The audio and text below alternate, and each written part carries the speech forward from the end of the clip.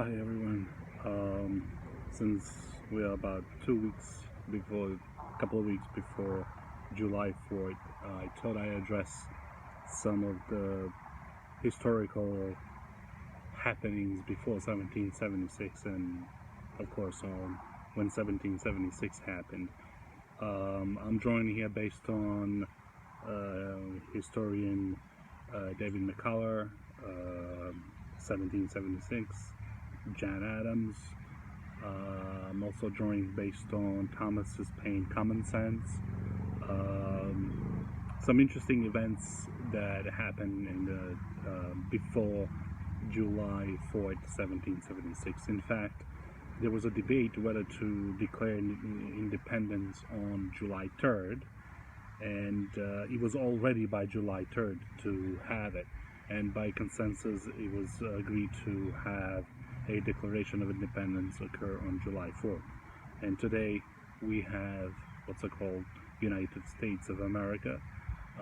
There has been an experiment, as James Monroe would call it later, a manifest destiny. I must say, this country has endured many trials and tribulations, and I hope it continues to endure. You know, we have so many things going on today, and a pandemic, always is some kind of constitutional crisis, that occurred, with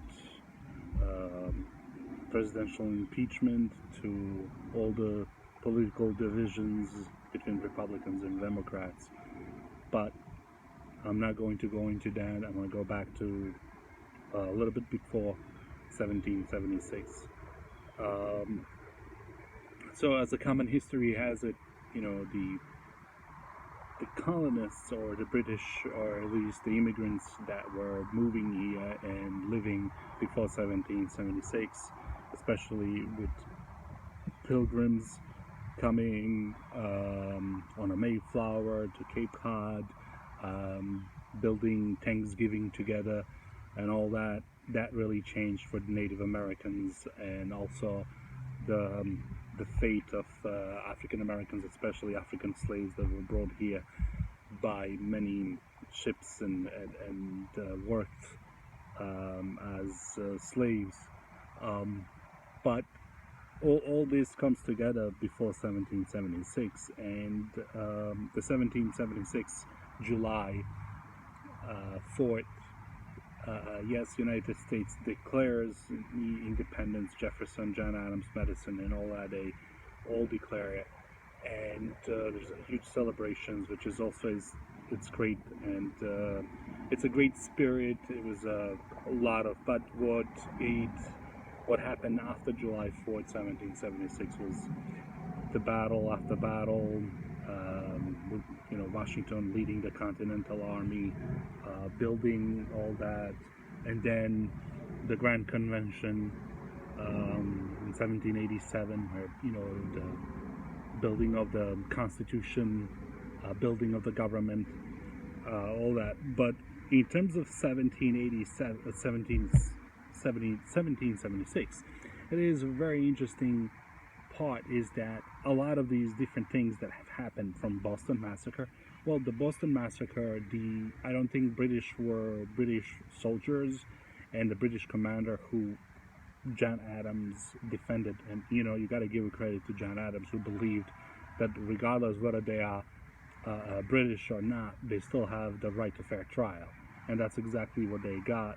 The commander that was commanding the British troops that were in Boston, he did not order for them to shoot. I think they were under enormous pressure due to Boston people that lived there were fed up with their presence, and start throwing rocks and all that, and one soldier panicked and shot and all that. But all these events happen to be for a reason, is that they'll kind of build up into what will lead to the Declaration of Independence. Of course, the Boston Tea Party, and then we're talking about Thomas Paine. When he published Common Sense, he published under pseudonym he didn't want to, because he was still scared. He didn't want British to kill him. So he published Common Sense as a under unknown name, and nobody knew who was the author of that. Later on, well, of course, it was known. But as Washington was passing through New York, he was able to pick up some copies and he was read. And Common Sense kind of added more fuel to the fire that was already burning, and moving it forwards towards the Declaration of Independence. So if you haven't read Thomas Paine, Common Sense, yes, it's a fascinating read. You might also want to read The Rights of Man by Thomas Paine. But Common Sense is the one that built the idea of the Declaration of Independence. I mean, there's not a single event that occurs that does that, but there are many events that occur and that precede that build into declaring. Of course, the American colonists did not have any valid representation in England.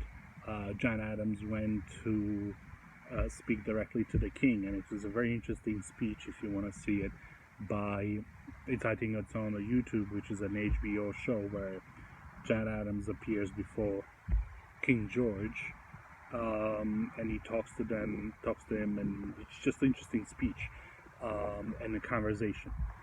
Another thing that is very interesting is that when John Adams and Franklin go to Europe, they actually go to France together.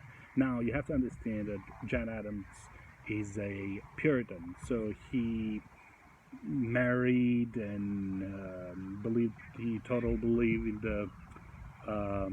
that marriage is sacred, that marriage is between two people. And when he went with Franklin to France, Franklin was just going around sleeping with a different woman, and at the same time, yes, they were they were getting France to support the American Revolution and American war against British. And of course, it was an easy thing to do because French and British at that time it was really bad.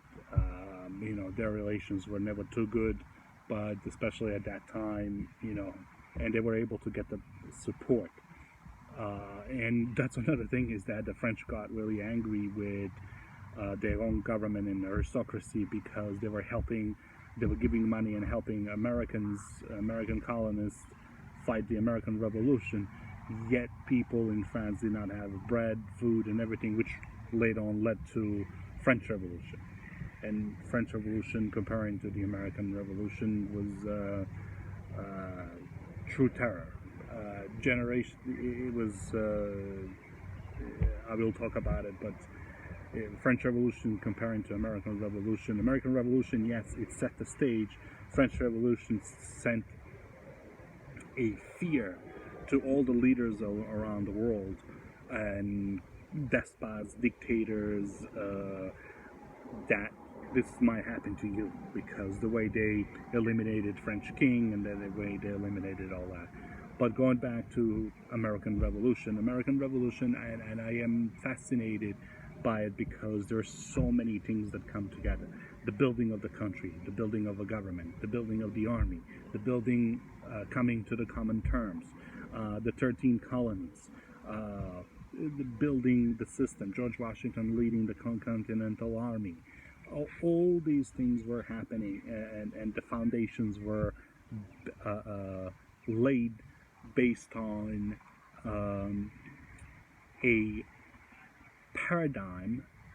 different paradigms of European thinkers and philosophers from 16th to 17th century, like John Locke, Montesquieu from The Spirit of Laws, John Locke, Second Treatise on Government. If you read Second Treatise on Government, you'll see a great detail, great similarities between Declaration of Independence and Second Treatise on Government by John Locke.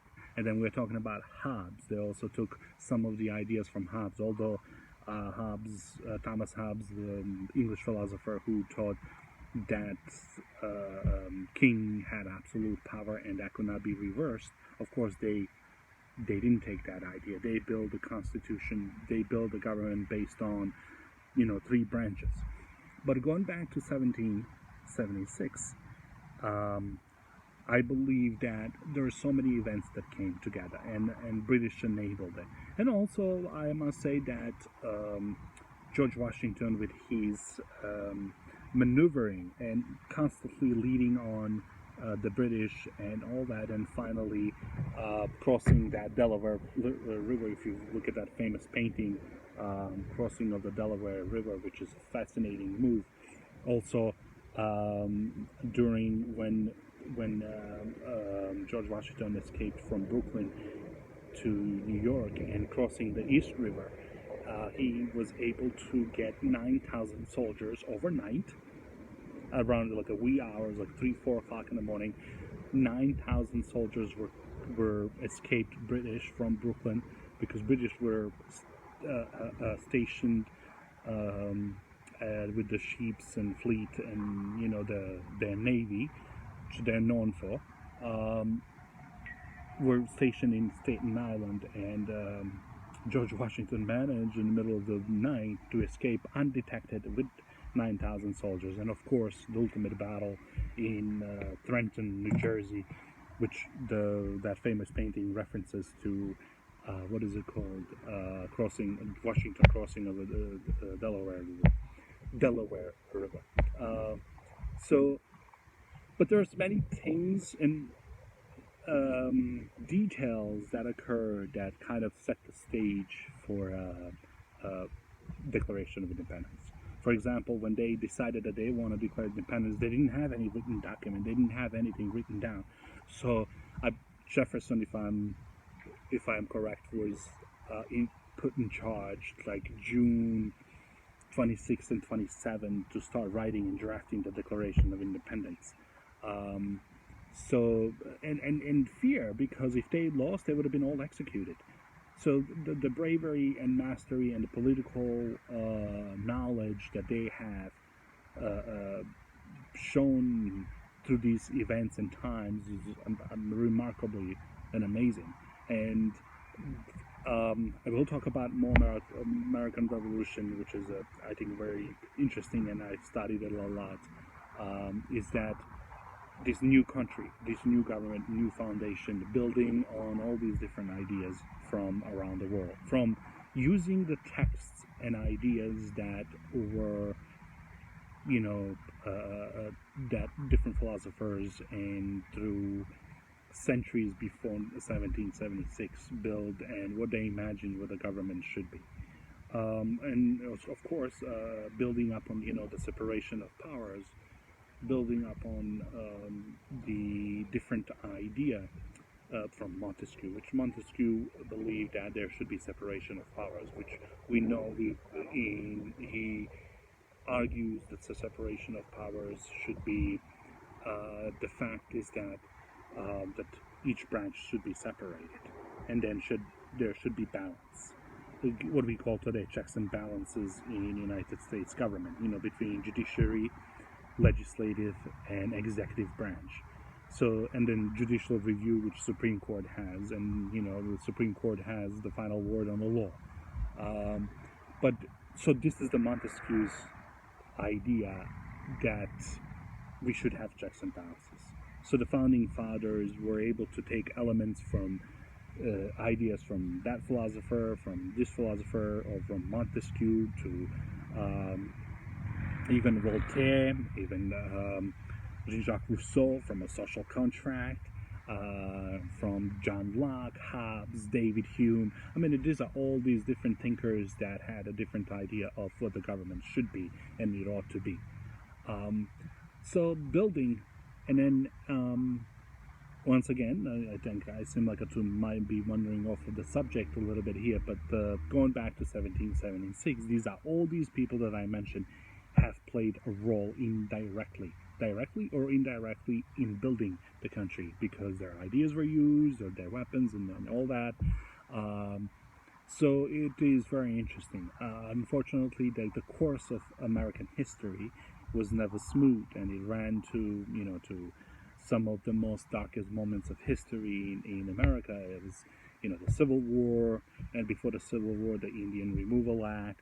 I believe that Indian Removal Act by Andrew Jackson, that was signed into law, and then it builds up to Civil War, Declaration, Emancipation by Lincoln, and then Reconstruction, and then Jim Crow law, separate but equal, which is total nonsense. There's no separate but equal, and we see the residual effects of it today.